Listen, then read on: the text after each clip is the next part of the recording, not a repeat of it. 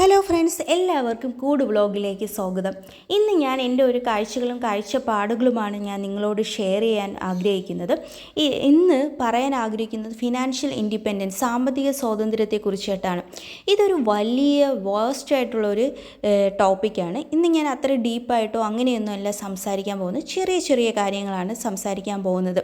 ഇത് എല്ലാവരും മനസ്സിലാക്കണം എന്ന് ഞാൻ ആഗ്രഹിക്കുന്ന കാര്യമായതുകൊണ്ടാണ് നിങ്ങളുമായിട്ട് സംസാരിക്കാമെന്ന് വിചാരിക്കുന്നത്. അപ്പം നമുക്ക് സാമ്പത്തിക സ്വാതന്ത്ര്യം ഉള്ളതുകൊണ്ട് ഉള്ള നേട്ടം എന്ന് പറഞ്ഞു കഴിഞ്ഞാൽ നമുക്ക് സ്വന്തമായിട്ട് തന്നെ തീരുമാനം എടുക്കാം. നമ്മൾ മറ്റൊരാളെ ആശ്രയിക്കേണ്ട ആവശ്യമില്ല. നമുക്ക് എന്തെങ്കിലും കണ്ടു ഇഷ്ടപ്പെട്ടു വാങ്ങണം എന്നുണ്ടെങ്കിൽ നമ്മളിപ്പോൾ നമ്മുടെ ഭർത്താവിനെയോ മാതാപിതാക്കളെയോ ഒക്കെ ആശ്രയിക്കേണ്ട അവസ്ഥ വരാതെ നമുക്ക് തന്നെ സ്വന്തമായിട്ട് നമുക്ക് എന്ത് ചെയ്യാം, സാധനങ്ങളോ എന്ത് വേണോ വാങ്ങാം.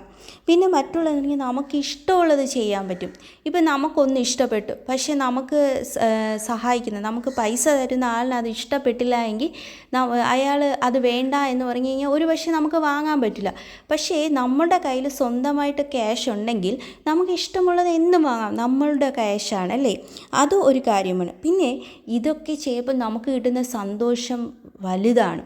എന്ന് പറഞ്ഞു കഴിഞ്ഞാൽ നമ്മളുടെ ക്യാഷിന് നമുക്ക് കൊടുത്ത് നമുക്കിഷ്ടമുള്ളത് വാങ്ങാൻ കഴിയുമ്പോൾ അതിൽ കൂടെ കിട്ടുന്ന ഒരു സന്തോഷം എന്ന് പറയുന്നത് വലുതാണ്.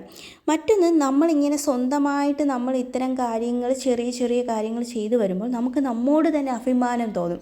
അത് മറ്റുള്ളവരിൽ പ്രതിഫലിക്കുകയും ചെയ്യും. ഇതെല്ലാം കൂടാതെ നമുക്ക് എന്ത് ചെയ്യാൻ പറ്റും, നമ്മളെ സപ്പോർട്ട് ചെയ്യുന്നവരെ, നമുക്ക് ഫാമിലിയെയും എല്ലാവരെയും, നമ്മളെ കുടുംബത്തെ നമുക്ക് സപ്പോർട്ട് ചെയ്യാൻ പറ്റും. അതും ഒരു വലിയ കാര്യമാണ്. അപ്പോൾ ഈ സാമ്പത്തിക സ്വാതന്ത്ര്യം നേടാൻ ഒരു വലിയ ജോലി തന്നെ വേണമെന്നില്ല. ഇപ്പോൾ ട്യൂഷൻ എടുക്കാൻ കഴിയുന്നവർക്കാണെങ്കിൽ ട്യൂഷൻ എടുക്കാം, അല്ല എന്തെങ്കിലും ഓൺലൈനായിട്ട് ബിസിനസ്സൊക്കെ ചെയ്യാം, ആർട്ട് വർക്കൊക്കെ ചെയ്യാൻ കഴിവുള്ളവർക്കാണെങ്കിൽ അങ്ങനെ ചെയ്യാം, അല്ല തയ്യൽ അറിയാമെന്നുള്ളവർക്ക് തയ്ക്കാം, യൂട്യൂബ് ചാനലൊക്കെ ഇതേപോലെ സ്റ്റാർട്ട് ചെയ്യാൻ താല്പര്യമുള്ളവർക്ക് അങ്ങനെ ചെയ്യാം. പിന്നെ കോഴി, പശു, ആടൊക്കെ വളർത്താം. പണ്ടുള്ള അമ്മമാരൊക്കെ കോഴിയൊക്കെ വളർത്തിയാൽ നമ്മളെ നോക്കിയിരുന്നത്. അപ്പം നമുക്ക് അങ്ങനത്തെ കാര്യങ്ങൾ ചെയ്യാം. എന്താണ് നമുക്ക് ചെയ്യാൻ പറ്റുന്നത്, നമുക്കതൊരു 10 രൂപ എങ്കിലും നമുക്ക് സ്വന്തമായിട്ട് അതിൽ നിന്ന് വരുമാനം കണ്ടെത്താൻ പറ്റുമെങ്കിൽ അങ്ങനെ ചെയ്യുന്നതിൽ യാതൊരു തെറ്റുമില്ല എന്നാണ് ഞാൻ വിശ്വസിക്കുന്നത്. അപ്പോൾ നിങ്ങൾക്ക് എന്താണ് ഇതിനെക്കുറിച്ചുള്ള അഭിപ്രായം എന്ന് നിങ്ങൾ കമൻറ്റ് ചെയ്യണം.